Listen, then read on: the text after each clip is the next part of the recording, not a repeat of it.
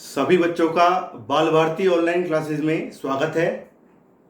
प्यारे बच्चों, पिछले वीडियो लेक्चर में हमने Rajasthan board class 12 second chapter Gauss का नियम तथा इसके अनुप्रयोग पढ़ रहे थे।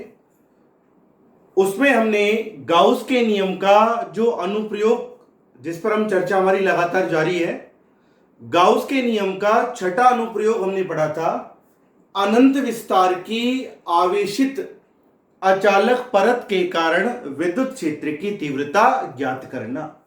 ये हमने पढ़ा था।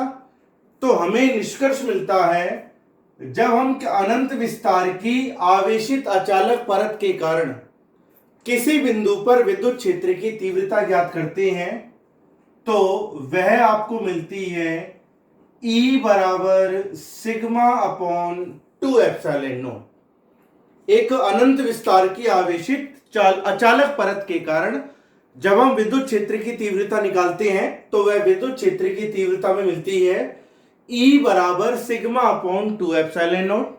यहां पर सिग्मा क्या है?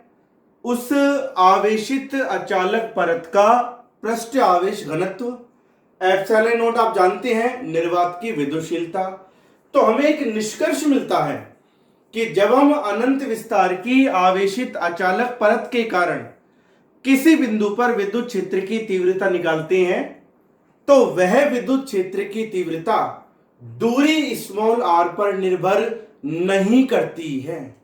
केवल किस पर निर्भर करती है? उस आवेशित अचालक परत के पृष्ठ आवेश घनत्व पर।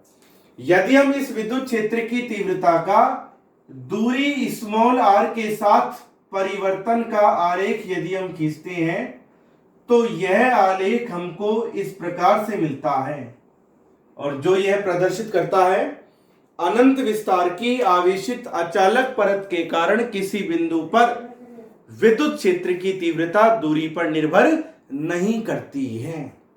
क्लियर? यदि हम इस विद्युत क्षेत्र की तीव्रता को सदिश रूप में लिखें, अनंत विस्तार की आवेशित अचालक परत के कारण किसी बिंदु पर विद्युत क्षेत्र की तीव्रता को सदिश रूप में लिखें तो सदिश रूप में प्रदर्शित करने का तरीका होता है वेक्टर E बराबर सिग्मा अपॉन 2 एप्सिलॉन नॉट। अब चूंकि हमने E पर वेक्टर लगा दिया तो इस विद्युत क्षेत्र की तीव्रता की दिशा को प्रदर्शित करने के लिए हम आगे क्या लगा देते हैं? एन कैप बोल दें, या आप इसे हम लगा देते हैं नीटा कैप। यहां पर नीटा कैप क्या है? एक एकांक सदिश है जो क्या व्यक्त कर रहा है, किस बात को प्रदर्शित कर रहा है? यह प्रदर्शित करता है कि जब हम अनंत विस्तार की आवेशित अचालक परत के कारण किसी बिंदु पर विद्युत क्षेत्र की तीव्रता की दिशा निकालते हैं तो उस बिंदु पर विद्युत क्षेत्र की तीव्रता की दिशा सदैव आवेशित अचालक पृष्ठ के आवेशित अचालक परत की सतह के अभिलंबवत होती है। जब हमने यह अनुप्रयोग पढ़ा था तो उससे पहले हमने विद्युत क्षेत्र की तीव्रता की दिशा की ही बात की थी। क्लियर? इसलिए हम यहां पर लगा देते हैं एन कैप बोल दे या नीटा कैप हम यहां पर लगा देते हैं। समझ में आ गई मेरी बात?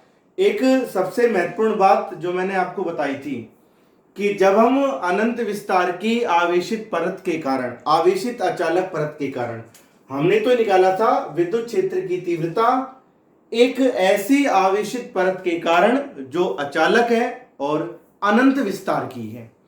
पर कई बार ऐसी कंडीशन भी आ जाती है कि एक सीमित विस्तार की, अनंत विस्तार की बात नहीं होती, आपसे कह देगा एक आवेशित अचालक परत जो कि सीमित विस्तार की है, अनंत विस्तार की नहीं है, उसके कारण आपको विद्युत क्षेत्र की तीव्रता निकालनी है।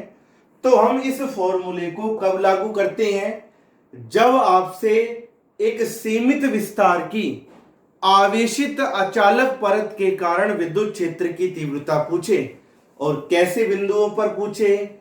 निकट बिंदुओं पर पूछे, तो भी आप अनंत विस्तार की आवेशित अचालक परत का फॉर्मूला लागू कर सकते हैं। कब? जब आवेशित अचालक परत सीमित विस्तार की हो और विद्युत क्षेत्र पूछे उसके निकट बिंदुओं पर, तो भी आप यहां पर इस फॉर्मूले को लागू कर सकते हैं, उस परत को अनंत विस्तार की मान सकते हैं। कौन से बिंदुओं के सापेक्ष? निकट बिंदुओं के सापेक्ष कर सकते हैं हम। तो ये तो हमने पढ़ा था गाउस के नियम का छठा अनुप्रयोग, अनुप्रयोग नंबर 6, अनंत विस्तार की आवेशित अचालक परत के कारण विद्युत क्षेत्र की तीव्रता ज्ञात करना। आज हम गाउस के नियम का ही अनुप्रयोग पढ़ रहे हैं। अनुप्रयोग नंबर 7 जो आपके सामने लिखा हुआ है, अनंत विस्तार की आवेशित चालक पट्टिका के कारण। पहले हमने पढ़ी थी अनंत विस्तार की आवेशित अचालक परत, अब हम पढ़ रहे हैं अनंत विस्तार की पट्टिका, और कैसी वह चालक पट्टिका है, इसके कारण हम विद्युत क्षेत्र की तीव्रता निकालेंगे। किसकी सहायता से? गाउस के नियम की सहायता से। अब वह तो हम निकाल ही लेंगे, विद्युत क्षेत्र की तीव्रता का परिमाण तो निकाल ही लेंगे। पहले हम किसकी बात करेंगे? उसकी दिशा की। किसकी बात करेंगे? उसकी दिशा की। देखें बेटा, आप दिशा का ज्ञान कैसे होगा? कॉन्सेप्ट वही मिलेगा आपको कि जब हम किसी आवेशित परत या आवेशित पट्टिका के कारण किसी बिंदु पर विद्युत क्षेत्र की तीव्रता निकालते हैं, तो विद्युत क्षेत्र की तीव्रता की दिशा उस पट्टिका या परत की सतह के अभिलंबवत ही होती है। पर इसको एक बार हम कॉन्सेप्ट को दोबारा समझ के देख रहे हैं। ये मान लीजिए बेटा, एक आवेशित चालक पट्टिका है। क्या है ये? एक आवेशित चालक पट्टिका इस प्रकार से कागज तल पर रखी हुई है। जब हम इस चालक पट्टिका को आवेश देंगे तो इस चालक पट्टिका को दिया गया आवेश इस पट्टिका के पृष्ठ के दोनों ओर, क्योंकि चालक पट्टिका है, इस चालक पट्टिका के पृष्ठ के दोनों ओर एक समान रूप से वितरित हो जाएगा। क्लियर? और आप जानते हैं चालक के भीतर विद्युत क्षेत्र कितना होता है? 0 होता है। ये आपने पढ़ रखा है कि चालक को दिया गया आवेश उस चालक की सतह पर या चालक के पृष्ठ पर एक समान रूप से वितरित होगा पूरे पृष्ठ पर, और चालक के भीतर विद्युत क्षेत्र कितना होता है? 0 होता है। क्लियर? अब हमें क्या करना है? इस आवेशित पट्टिका के कारण, चालक पट्टिका के कारण r दूरी पर स्थित बिंदु P पर विद्युत क्षेत्र की तीव्रता की दिशा की हमें बात करनी है। ये बिंदु O से कितनी दूरी पर है? r दूरी पर। फिर वही तरीका यही है, आपको क्या करना है? इस चालक पट्टिका के बिंदु O के दोनों ओर, चालक पट्टिका की सतह पर बिंदु O के दोनों ओर समान दूरी पर हम दो अल्पांशों को लेते हैं। मान लीजिए एक अल्पांश है A, दूसरा अल्पांश है B। ये दोनों अल्पांश बिंदु O के दोनों ओर कैसी दूरी पर है? समान दूरी पर है। तो अल्पांश A के कारण बिंदु P पर विद्युत क्षेत्र की तीव्रता की दिशा क्या होगी? A से P की ओर। इस विद्युत क्षेत्र की तीव्रता को आपने मान लिया dE1, अल्पांश A के कारण। क्लियर? अल्पांश B के कारण विद्युत क्षेत्र की तीव्रता की दिशा क्या होगी? वही होगी, धनावेशित पट्टी है तो बाहर की ओर होगी, इसको आपने मान लिया dE2। अब ये दोनों अल्पांश A तथा B बिंदु O के दोनों ओर समान दूरी पर है, इनकी बिंदु P से दूरी भी कैसी होगी? समान। तो इन अल्पांशों के कारण बिंदु P पर भी विद्युत क्षेत्र कैसा होगा? समान होगा, अर्थात dE1 बराबर होगा dE2 के। यही होगा। अब ये दोनों विद्युत क्षेत्र अल्पांश A और B के कारण न तो समान दिशा में, न ही विपरीत दिशा में, भिन्न भिन्न दिशा में। तो आपको क्या करना है? इनको इनके घटकों में वियोजित करना है। इस विद्युत क्षेत्र dE1 का क्षैतिज घटक क्या होगा? dE1 cos theta. ऊर्ध्वाधर घटक क्या होगा? dE1 sin theta. यही होगा। इसी प्रकार से विद्युत क्षेत्र dE2 का क्षैतिज घटक होगा dE2 cos थीटा, और ऊर्ध्वाधर घटक क्या होगा बेटा? dE2 sin theta. क्लियर? अब इन दोनों अल्पांशों के विद्युत क्षेत्रों के ऊर्ध्वाधर घटक को देखें, dE2 sin थीटा और dE1 sin थीटा। ये दोनों कैसी दिशा में है? विपरीत दिशा में। परिमाण में कैसे हैं? समान। तो ये दोनों क्या करेंगे? आपस में एक दूसरे को निरस्त कर देंगे, अर्थात कैंसिल हो जाएंगे दोनों घटक। जबकि जो क्षैतिज घटक है DE1 cos थीटा और DE2 cos थीटा, ये समान दिशा में होने के कारण जुड़ जाएंगे, समान दिशा में होने के कारण जुड़ जाएंगे। तो परिणामी विद्युत क्षेत्र जो मिलेगा आपको, वह कौन सी दिशा में मिलेगा? इस प्रकार से क्षैतिज दिशा में मिलेगा।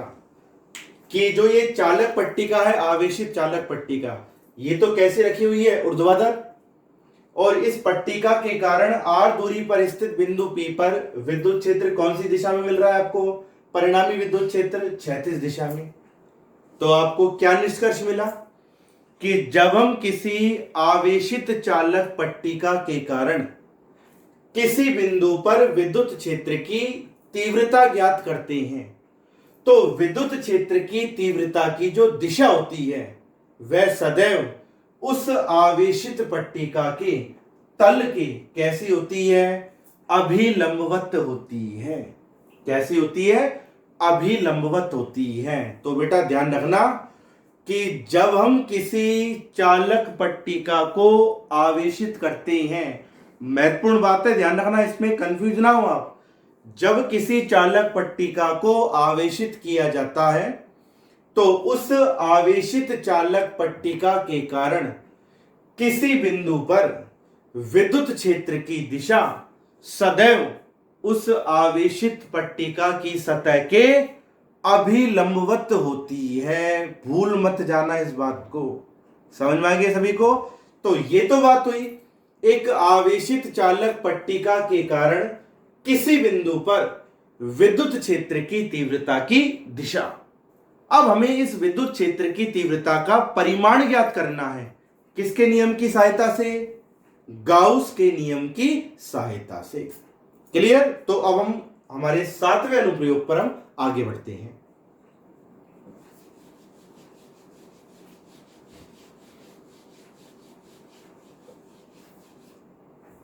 देखो बेटा, ये मान लीजिए एक आवेशित पट्टिका है, और ये कैसी पट्टिका है? चालक पट्टिका।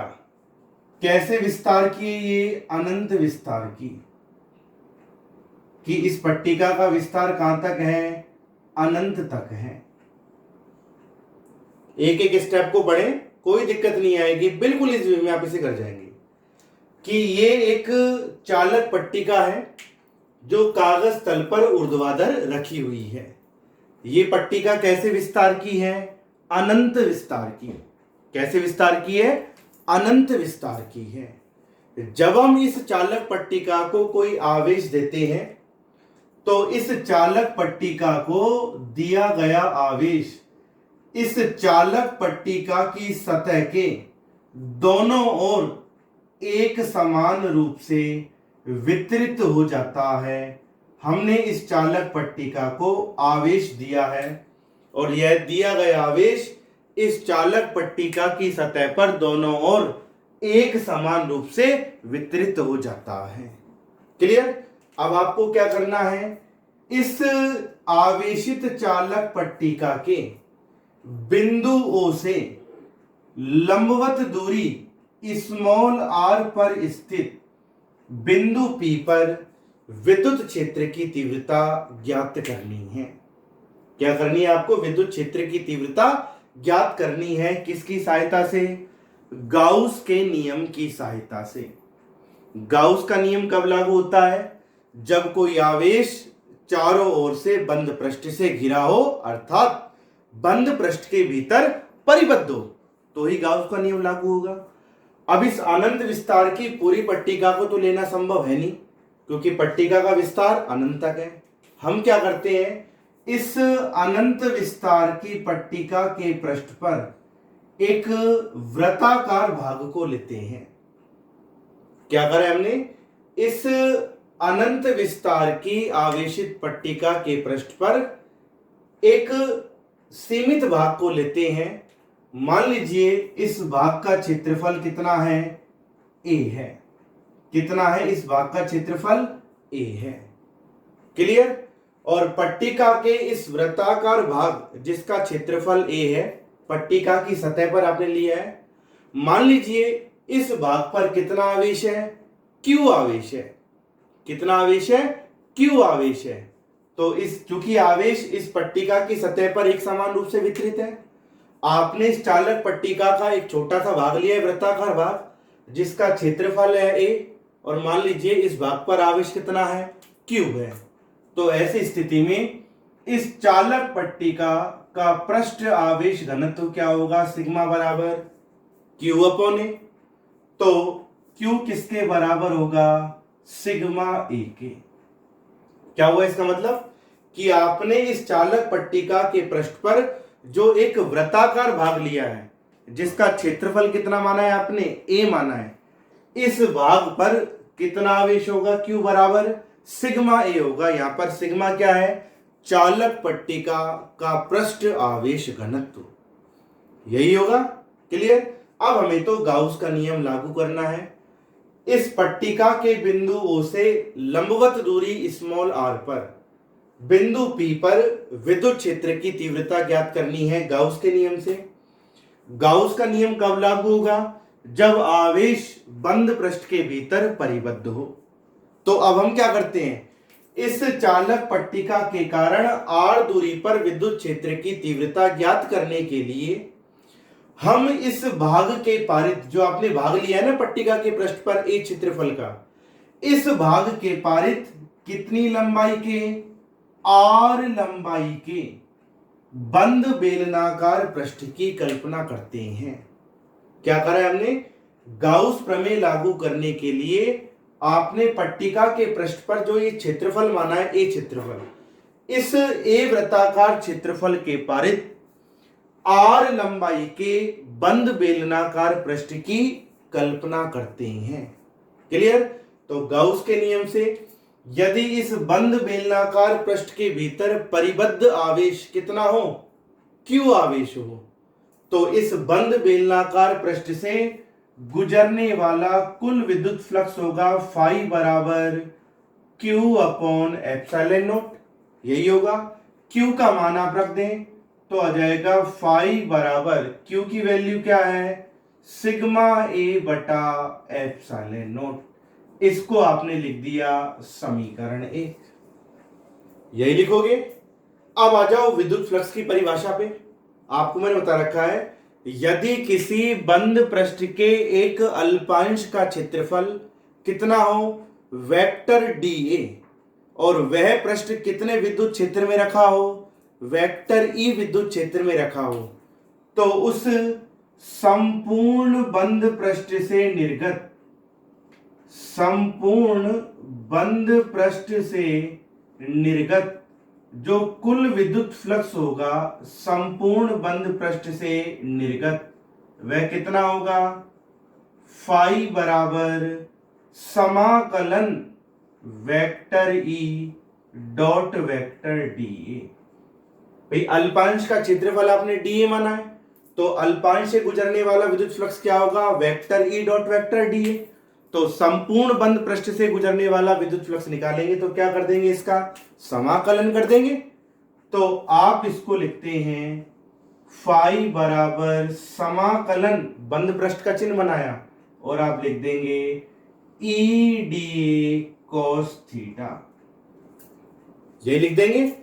ये विद्युत फ्लक्स की परिभाषा से आपको क्या मिला, विद्युत फ्लक्स इस संपूर्ण बंद बेलनाकार पृष्ठ से गुजरने वाला। अब तरीका वही आ जाए आपका जो हमने पहले काम में लिया था। एक बंद बेलनाकार पृष्ठ जो होता है उसके कितने भाग होते हैं, 3 भाग होते हैं। 2 तो होते हैं वृत्ताकार और एक क्या होता है, वक्र पृष्ठ। तो आप क्या करेंगे बेटा, इस संपूर्ण बंद बेलनाकार पृष्ठ को 3 भागों में वियोजित करेंगे। इसका पहला भाग तो कैसा होगा, वृत्ताकार, दूसरा भाग कैसा होगा, वक्र पृष्ठ, और तीसरा भाग पुनः कैसा मिलेगा आपको, वृत्ताकार, यही मिलेगा। अब एक एक करके थीटा की हम बात करें, अर्थात विद्युत क्षेत्र और क्षेत्रफल के मध्य। सबसे पहले इस थर्ड भाग को देखो, ये थर्ड भाग कैसा है, वृत्ताकार। इस वृत्ताकार भाग के क्षेत्रफल की दिशा क्या होगी? इसके तल के अभिलंबवत बाहर की ओर वेक्टर डी है। इस वृत्ताकार भाग पर, तीसरे भाग पर विद्युत क्षेत्र की दिशा क्या होगी? बताया मैंने आपको, एक आवेशित चालक पट्टिका के कारण किसी बिंदु पर विद्युत क्षेत्र की दिशा कैसी होगी? पट्टिका के तल के अभिलंबवत होगी। ये विद्युत क्षेत्र की दिशा जाएगी वेक्टर ई। दोनों एक ही दिशा में बेटा, तो थीटा कितना बनेगा? 0। समझ में आ गया तक? फिर से देख ले एक बार। हमने सबसे पहले इस थर्ड भाग को लिया है, बेलनाकार पृष्ठ के थर्ड भाग को, जो कि वृत्ताकार है, इस प्रकार से बना हुआ है। इसके क्षेत्रफल की दिशा क्या होगी? तल के अभिलंबवत बाहर की ओर। इस बिंदु पर पट्टिका के कारण विद्युत क्षेत्र की दिशा क्या होगी? पट्टिका के तल के अभिलंबवत होगी। वेक्टर ई तथा वेक्टर डी दोनों एक ही दिशा में है। थीटा बराबर कितना आ गया? 0। क्लियर? अब आ जाओ सेकंड भाग पर। हम उल्टा चल रहे हैं ताकि आपको समझने में आसानी हो।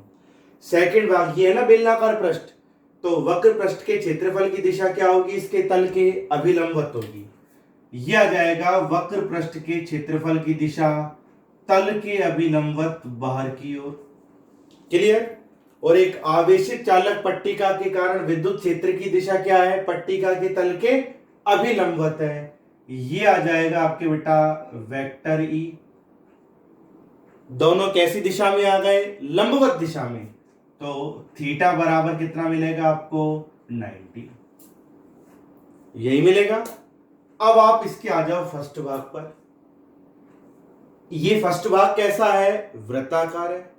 इस वृत्ताकार भाग के क्षेत्रफल की दिशा क्या होगी? इस प्रकार से, ये पट्टिका है, देखिए ये पट्टिका है, ये इस प्रकार से बेलनाकार पृष्ठ बनाया है आपने। तो पहले भाग पर क्षेत्रफल की दिशा क्या होगी? तल के अभिलंबवत बाहर की ओर। ठीक है, पर आप ये देखें, इस बंद बेलनाकार पृष्ठ का जो भाग ए है, वृत्ताकार भाग, ये कहां पर आ रहा है? इस आवेशित चालक पट्टिका की सतह के अंदर आ रहा है। दिख रहा है ना चित्र में आपसे? ये जो इस बंद बेलनाकार पृष्ठ का जो पहला भाग है, वृत्ताकार भाग, ये कहां पर रहा है? इस प्रकार से बंद बेलनाकार पृष्ठ है, कहां पर आ रहा है? इस आवेशित चालक पट्टिका की सतह के अंदर जा रहा है ये वाला भाग। और आप जानते हैं चालक के भीतर, चालक की सतह के अंदर विद्युत क्षेत्र कितना होता है? E बराबर 0 होता है। तो यहां तो थीटा का कोई मतलब ही नहीं रहा, क्योंकि आपने चालक पट्टिका को जो आवेश दिया है, वह आवेश चालक पट्टिका की सतह के दोनों ओर एक समान रूप से वितरित हो गया। और आप जानते हैं चालक के भीतर विद्युत क्षेत्र कितना होता है? 0, क्योंकि आवेश तो चालक की सतह पर वितरित है। जब चालक के भीतर आवेश ही नहीं है तो विद्युत क्षेत्र कितना होगा? 0। इस बंद बेलनाकार पृष्ठ का जो वृत्ताकार भाग है फर्स्ट, ये कहां पर आ रहा है? इस आवेशित चालक पट्टिका की सतह के अंदर ही तो आ रहा है। और आवेशित चालक की सतह के अंदर विद्युत क्षेत्र कितना होता है? 0 होता है। क्लियर? तो अब हम क्या करेंगे? जो आपने बंद बेलनाकार पृष्ठ से गुजरने वाला कुल विद्युत फ्लक्स निकाला है ना, किसकी सहायता से? विद्युत फ्लक्स की परिभाषा की सहायता से। इस बंद पृष्ठ को कितने भागों में विभाजित करेंगे? 3 भागों में। तो अब आप लिखेंगे बंद बेलनाकार पृष्ठ को, बंद बेलनाकार पृष्ठ को कितने भागों में? 3 भागों में वियोजित करने पर, 3 भागों में वियोजित यानी कि बांटने पर। अब जब आपने इस बंद बेलनाकार पृष्ठ को 3 भागों में बांट दिया है, तो अब बंद पृष्ठ का सिंबल आप नहीं लगाएंगे, क्योंकि बंद पृष्ठ को आपने 3 भागों में वियोजित कर दिया। तो कुल विद्युत फ्लक्स होगा, आप लिखेंगे समाकलन, कौन से भाग पर? पहले भाग पर। आप लिखेंगे E D A cos theta, plus में समाकलन दूसरे भाग पर आप लिखेंगे E D A cos 90, plus में समाकलन तीसरे भाग के लिए यह आ जाएगा ई डी ए, कितना बन रहा है cos थीटा, कितना आ रहा है 0। कर दिया आपने 3 भागों में विभाजित।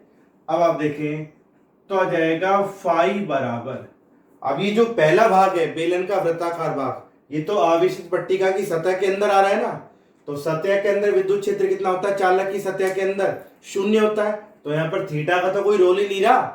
जब विद्युत क्षेत्र 0 हो गया तो ये पहला वाला भाग कितना हो जाएगा, फ्लक्स 0 हो जाएगा प्लस में। दूसरे भाग पर थीटा 90 आ रहा है, cos 90 का मान 0 होता है, तो ये वाला रिजल्ट भी कितना हो जाएगा 0। अब आ जाओ तीसरे भाग पर, विद्युत क्षेत्र कितना है, r दूरी पर E है, यही तो माना है हमने। cos 0 का मान कितना होता है 1, तो क्या हो जाएगा E को तो कर देंगे बाहर, आगे आ जाएगा समाकलन dA, तो आ जाएगा फाई का मान रख दिया आप, क्या है फाई का मान, sigma A upon epsilon not बराबर, ये तो हो जाता 0 को तो छोड़ दो, ये आ जाएगा E। अब समाकलन dA का मतलब क्या हो जाता है, कुल क्षेत्रफल। कौन से भाग का, तीसरे भाग का। बेलन का तीसरा भाग कैसा है, वृत्ताकार, और आप जानते हैं बेलन के जो वृत्ताकार सिरे होते हैं इनके क्षेत्रफल कैसे होते हैं, परस्पर समान होते हैं। जब भाग एक का क्षेत्रफल A है तो भाग थर्ड का क्षेत्रफल भी कितना होगा, कुल क्षेत्रफल A ही होगा, तो आ जाएगा E। क्या होगा बेटा, E से E कैंसिल हो जाएगा, सॉरी कैपिटल A से कैपिटल A कैंसिल हो जाएगा, तो विद्युत क्षेत्र E किसके बराबर होगा, सिग्मा अपॉन एप्सिलॉन नॉट के बराबर।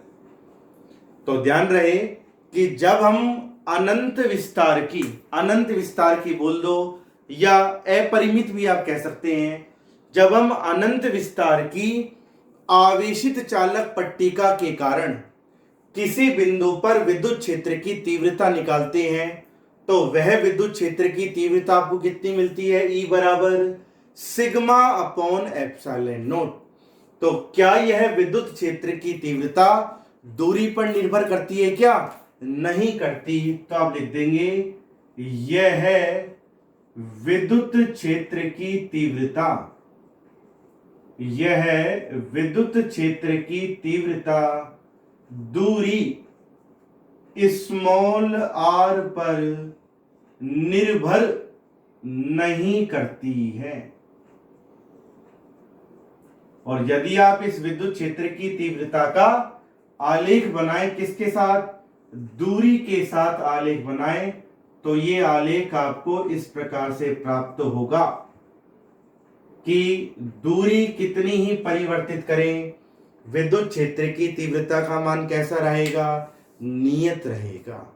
और यदि इसी विद्युत क्षेत्र की तीव्रता का आप ग्राफ बनाएं पृष्ठ आवेश घनत्व सिग्मा के साथ, तो यह विद्युत क्षेत्र की तीव्रता पृष्ठ आवेश घनत्व सिग्मा के कैसी होगी, समानुपाती होगी। क्लियर। तो बेटा हमें क्या निष्कर्ष मिला कि जब हम अनंत विस्तार की किसी आवेशित चालक पट्टिका के कारण किसी बिंदु पर विद्युत क्षेत्र की तीव्रता ज्ञात करते हैं, तो अनंत विस्तार की आवेशित चालक पट्टिका के कारण किसी बिंदु पर विद्युत क्षेत्र की तीव्रता कितनी होती है, E बराबर सिग्मा अपॉन एप्सिलॉन नॉट। और यह विद्युत क्षेत्र की तीव्रता दूरी पर निर्भर नहीं करती है। अनंत विस्तार की आवेशित चालक पट्टिका के कारण किसी बिंदु पर विद्युत क्षेत्र की तीव्रता दूरी पर निर्भर नहीं करती है। और यदि आप इस विद्युत क्षेत्र की तीव्रता को सदिश रूप में प्रदर्शित करें तो आप लिखेंगे वेक्टर E बराबर सिग्मा अपॉन एप्सिलॉन नॉट, और दिशा को व्यक्त करने के लिए आप किससे गुणा कर देंगे, आगे n कैप से आगे प्रदर्शित कर देंगे। यहां पर n कैप क्या है, एकांक सदिश है जो किसे प्रदर्शित कर रहा है, विद्युत क्षेत्र की तीव्रता की दिशा को। और दिशा का कॉन्सेप्ट आपने ठीक इससे पहले पढ़ा है कि जब हम एक आवेशित चालक पट्टिका के कारण किसी बिंदु पर विद्युत क्षेत्र की तीव्रता की दिशा निकालते हैं तो विद्युत क्षेत्र की तीव्रता की दिशा सदैव आवेशित चालक पट्टिका की सतह के अभिलंबवत होती है। दिमाग से भूल निकाल मत देना इस चीज को। क्लियर? तो आज हमें क्या रिजल्ट मिला है?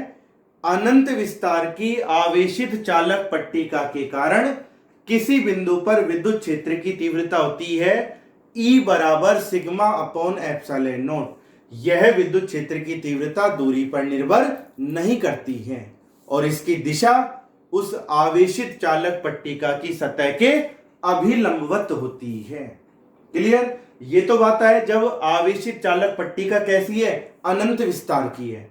कई बार ऐसे कैसे बन जाते हैं कि आपको एक आवेशित चालक पट्टिका दे दे और आपसे ये ना कहे कि एक अनंत विस्तार की है, बल्कि कह दे ये एक परिमित पट्टिका है, यानी कि एक सीमित विस्तार की पट्टिका है। तो यदि ऐसी कंडीशन आ जाए कि आपसे एक सीमित विस्तार की आवेशित चालक पट्टिका के कारण किसी बिंदु पर विद्युत क्षेत्र की तीव्रता पूछे, तो भी आप ये फॉर्मूला लगा सकते हैं E बराबर सिग्मा अपॉन एप्सिलॉन नॉट। पर ये तभी लगाएंगे जब आपसे विद्युत क्षेत्र की तीव्रता उस सीमित विस्तार की आवेशित चालक पट्टिका के कारण कैसे बिंदुओं पर पूछे? निकट बिंदुओं पर पूछे। तो हमेशा ध्यान रखना बेटा, अनंत विस्तार की आवेशित चालक पट्टिका के कारण किसी बिंदु पर विद्युत क्षेत्र की तीव्रता होती है E बराबर सिग्मा अपॉन एप्सिलॉन नॉट। और यदि वह आवेशित चालक पट्टिका अनंत विस्तार की नहीं है बल्कि एक परिमित पट्टिका है, सीमित विस्तार की है, तो ऐसी स्थिति में आप इस फॉर्मूले को तभी लागू करेंगे जब आपसे विद्युत क्षेत्र पूछे उस सीमित विस्तार की चालक पट्टिका के कारण कैसे बिंदुओं पर? निकट बिंदुओं पर। तो भी आप ये फॉर्मूला लागू कर सकते हैं। क्लियर? E बराबर सिग्मा अपॉन एप्सिलॉन नॉट और इस विद्युत क्षेत्र की तीव्रता की दिशा सदैव आवेशित चालक पट्टिका की सतह के अभिलंबवत होती है। क्लियर? तो ये था गाउस के नियम का अनुप्रयोग नंबर 7, अनंत विस्तार की आवेशित चालक पट्टिका के कारण किसी बिंदु पर विद्युत क्षेत्र की तीव्रता ज्ञात करना। तो बेटा ये इंपॉर्टेंट डेरिवेशन है दोनों। एक तो अनंत विस्तार की आवेशित चालक परत के कारण विद्युत क्षेत्र और एक अनंत विस्तार की आवेशित चालक पट्टिका के कारण विद्युत क्षेत्र। ये दोनों डेरिवेशन इंपॉर्टेंट है। संभावना हो सकती है कि इनमें से कोई डेरिवेशन आपसे एग्जाम में पूछे। बिल्कुल घबराने की आवश्यकता नहीं है, स्टेप टू स्टेप आप इसे पढ़ें, रिवाइज करें, क्योंकि मैंने आपसे कहा बिना रिवाइज के कोई भी चीज हमारे दिमाग में नहीं बैठती है। समझाना समझना एक अलग बात है, एक बार आप उसे रिवाइज भी करके देखें खुद। फिर भी यदि कोई प्रॉब्लम आती है तो आप मुझसे संपर्क कर सकते हैं, एक बार इसको दोबारा रिवाइज करा देंगे। क्लियर? तो ये था गाउस के नियम का 7वां अनुप्रयोग।